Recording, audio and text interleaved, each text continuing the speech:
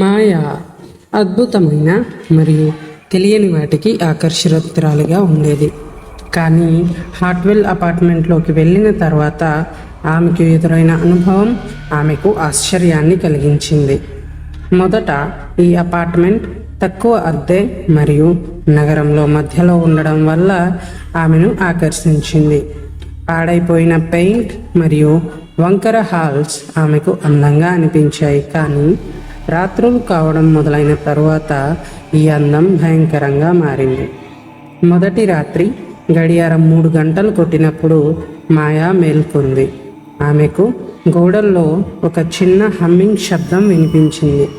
ఇది ఆమె గుండెతో సరిపోతూ వెన్నెముకలో వణుకు పుట్టించింది. ఆమె పక్కన ఉన్న దీపాన్ని ఆన్ చేసింది, కానీ అది మెరుస్తూ ఆ తరువాత ఆగిపోయింది. అప్పుడు చల్లని గాలి ఆమె కిటికీలోంచి ప్రవేశించి ఆమె చర్మాన్ని తాకింది. భయంతో ఆమె మంచం మీద నుండి లేచి వేరే గదిలోకి వెళ్ళింది. అక్కడ నీడలు గోడలపై జారిపోయి ఆమె గుండె వేగంగా కొట్టుకోవడం మొదలైంది. ప్రతి రాత్రి ఈ సంఘటనలు మరింత తీవ్రంగా మారాయి. ఆమె చూడని సమయంలో అపార్ట్మెంట్లోని ఫర్నిచర్ కదులుతున్నట్టు అనిపించింది. ఈ గుసగుసలు రాను రాను స్పష్టంగా వినిపించసాగాయి. కొన్నిసార్లు ఆమె పేరు వినిపించేది. మాయా, రా, మమ్మల్ని వెతుకు అని పిలిచినట్లు అనిపించేది. ఇది ఆమెను మరింత భయపెట్టింది మరియు ఆకర్షితురాలినిగా చేసింది. ఆమె అపార్ట్మెంట్ రహస్యాలను తెలుసుకోవాలని నిర్ణయించుకుంది. ఆమె హార్ట్వెల్ చరిత్రను పరిశోధించడం మొదలుపెట్టింది. సిటీ లైబ్రరీలోని పాత రికార్డులు మరియు పత్రికలలో ఒకప్పుడు ఈ అపార్ట్మెంట్లో సజీవ సమాజం ఉండేదని తేలింది. కానీ అక్కడ నివసించిన వ్యక్తులు ఒక్కొక్కరుగా కనిపించకుండా పోయారు.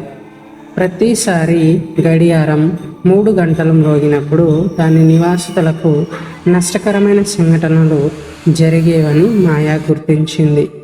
ఆమె బేస్మెంట్కు వెళ్ళాలనిపించి అక్కడ మూసివేయబడిందని పుకార్లు వచ్చాయి. ఆమె భయాన్ని పక్కన పెట్టి దర్యాప్తు చేయాలని నిర్ణయించుకుంది. మెట్ల దారి మసకబారిన వెలుతురుతో ఉండగా ప్రతి అడుగు కింద ఓ శబ్దాన్ని సృష్టించింది. బేస్మెంట్లో ఒక తుప్పు పట్టిన తలుపు గొలుసుతో నిలిపినదై ఆమెను భయపెట్టింది.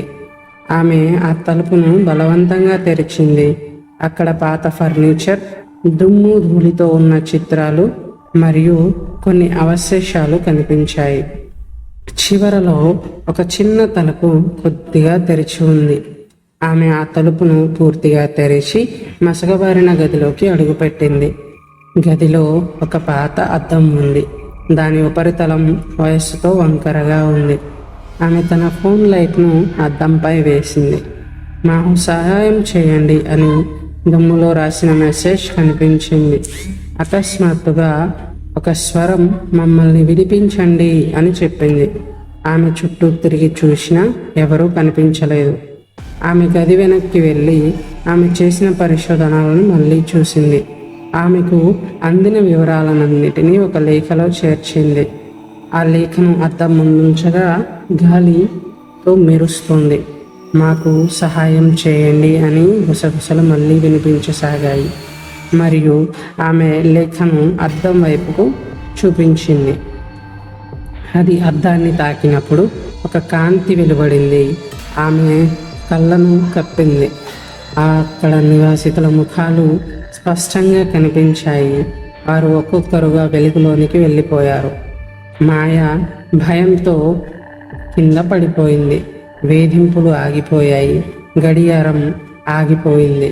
గోడలు ఇకపై గుసగుసలతో మాట్లాడడం లేదు.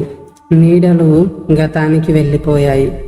ఇప్పుడు హార్ట్వెల్ అపార్ట్మెంట్లు కొత్త జీవనంతో మారుతున్నప్పుడు మాయ తన చుట్టూ ఉన్న ప్రపంచం మారడాన్ని చూసింది. మాయ ప్రాణాలతో బయటపడింది, కానీ ఆమెకు గతం యొక్క కథల బరువు నిత్యం వెంటాడుతోంది. ఆ రోజుతో ఆమె కొత్త జీవితాన్ని ప్రారంభించింది. గతంలో మర్చిపోయిన వారితో ఒక భాగంగా ఉండిపోయింది.